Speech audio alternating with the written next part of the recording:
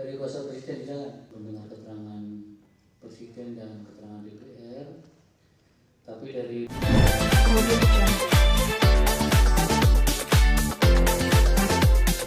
untuk melihat jalannya persidangan. Siap.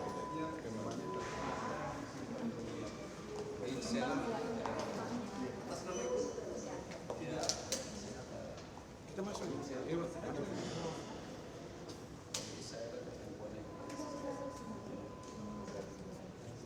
Bapak balon biru di atas sana. Oh, iya. Bapak di lantai 3, naik lift satu lagi. Iya, oke. Lantai 3 ya. Dipastikan kembali saya.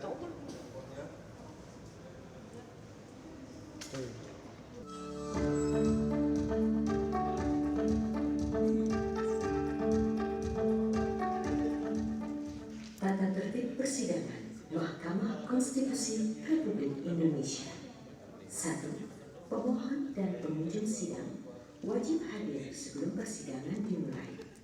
5. Pengunjung sidang dilarang membawa peralatan demonstrasi. 6.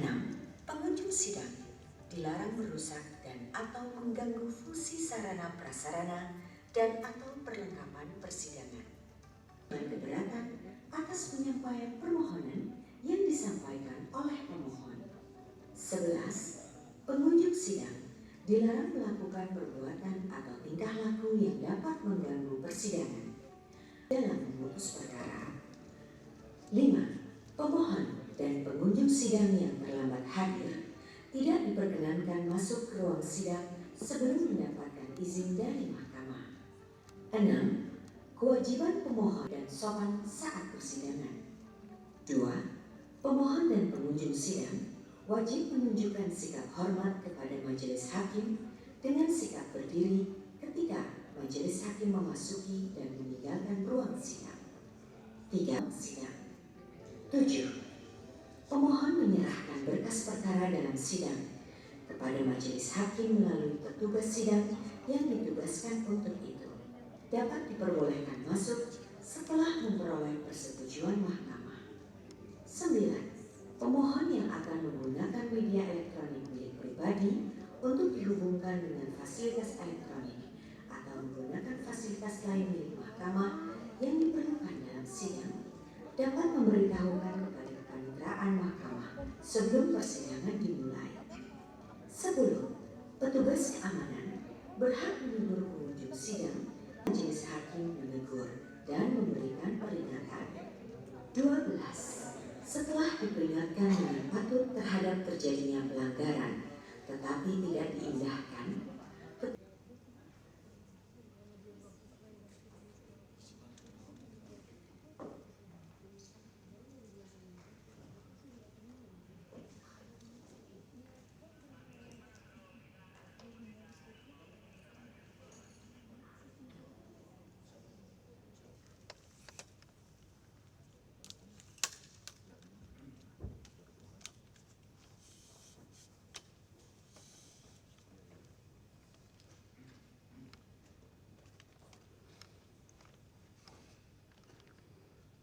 hadirin disilakan duduk kembali.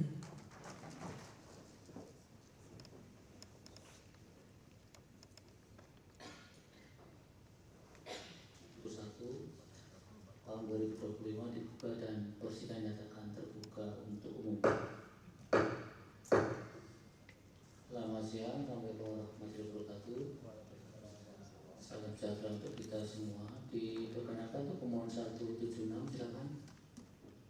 Baik, yang mulia, terima kasih. Assalamualaikum warahmatullahi wabarakatuh. Salam sejahtera untuk kita semua. Untuk pemohon 176 yang mulia, dimulai dari saya atas nama Christine Andrian Musiti sebagai kuasa hukum. Kemudian di sebelah kanan saya ada Ibu Eva Ningsi yang mulia. Kemudian di kanannya lagi ada Ibu Ida Hairani yang mulia. Kemudian ada Dr. Lolita Gading yang mulia. Selanjutnya ada Ibu Meilani Mandasari yang mulia. Kemudian selanjutnya ada nama Yose yang mulia ataupun dari ada Samsul Jahidin yang mulia, kemudian Rida Marianti, kemudian Andriani Winoto, kemudian yang terakhir kembali Arif Onang sebagai kuasa hukum yang mulia. Terima kasih. Baik, dari DPR silakan Ibu. Bismillahirrahmanirrahim. Assalamualaikum warahmatullahi wabarakatuh. Izin yang mulia, saya dari tim kuasa DPR RI. Nama saya Insinyur Haja Sariwihati, MP, nomor anggota A341. Terima kasih yang mulia. Baik, terima kasih Ibu.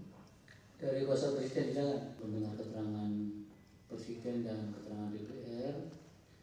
Tapi dari Presiden minta penjatuhan ulang karena belum siap dengan keterangannya. Sedangkan untuk DPR sudah siap dengan keterangannya. Oleh karena itu dipersilakan Ibu Haja Sariwihati MT untuk menyampaikan keterangannya. Salam sejahtera bagi kita semua. Om Swastiastu, Namo Buddhaya, salam kebajikan.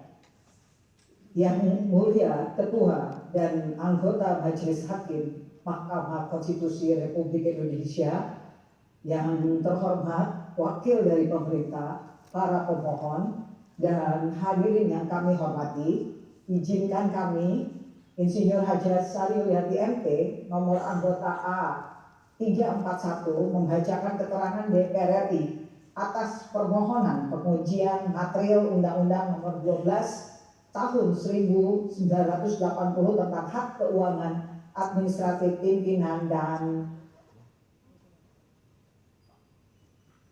tinggi negara dan bekas anggota lembaga tinggi negara, selanjutnya disebut UU 12/1980 terhadap Undang-Undang Dasar Negara Republik Indonesia tahun 1945, selanjutnya disebut UUD NRI tahun 1945 dalam perkara nomor 176 dan 191/PUU/23/2025. Kami menyampaikan terima kasih terhadap surat dari Mahkamah Konstitusi Republik Indonesia tertanggal 11 November 2025 kepada DPR RI untuk menghadiri dan menyampaikan keterangan di persidangan Mahkamah Konstitusi pada hari ini. Dalam persidangan hari ini, kami akan sampaikan inti pokok dari keterangan, sedangkan keterangan DPR yang selengkapnya secara tertulis akan segera kami sampaikan. Yang mulia Ketua dan anggota Majelis Hakim Mahkamah Konstitusi Republik Indonesia, dalam keterangan ini DPR RI menyampaikan tanggapan terhadap pengujian pasal 1 huruf B dan huruf F, pasal 12, pasal 16 ayat 1 huruf A, pasal 17 ayat 1, pasal 18 ayat 1 huruf A, dan pasal 19 ayat 1 dan ayat 2 UU 12/1980 sebagai berikut. 1. Bahwa secara historis pembentukan UU 12/1980 yang didasarkan pada keberlakuan UUD 1945 sebelum amandemen memberikan konsekuensi yuridis terhadap lembaga-lembaga yang menjadi agresat dalam UU AKPO meliputi Majelis Permusyawaratan Rakyat, Dewan Pertimbangan Agung, Dewan Perwakilan Rakyat, Badan Pemeriksa Keuangan, dan Mahkamah Agung. Meskipun terdapat hierarki antara lembaga tertinggi dengan lembaga tinggi negara, namun ketentuan UU 12/1980 tidak memberikan perbedaan terhadap pengaturan mekanisme dan besaran hak keuangan atas lembaga-lembaga negara tersebut. Dengan demikian, secara konstitusional, perubahan pada struktur dan kedudukan lembaga negara pasca perubahan UUD 1945, ketentuan UU 12/1980 masih tetap diberlakukan sepanjang lembaga-lembaga negara tersebut masih ada setelah adanya perubahan UUD NRI tahun 1945. 2. Bahwa untuk dapat memahami konteks lembaga negara sebagaimana terdapat dalam pasal 1 huruf B dan huruf F UU 12/1980, maka tidak dapat dilakukan penafsiran terpisah, melainkan harus dikaitkan dengan keseluruhan norma dalam undang-undang tersebut serta dengan kerangka konstitusi atau penafsiran sistematis. Makna lembaga tinggi negara dan anggota lembaga tinggi negara dalam pasal 1 huruf B dan huruf F UU 12/1980 harus dipahami sebagai bagian dari satu sistem norma yang mengatur terkait struktur kelembagaan negara yang berlaku pada masa itu. Artinya, berdasarkan penafsiran sistematis tersebut, penyebutan lembaga-lembaga dalam UU 12/1980 adalah bentuk pengakuan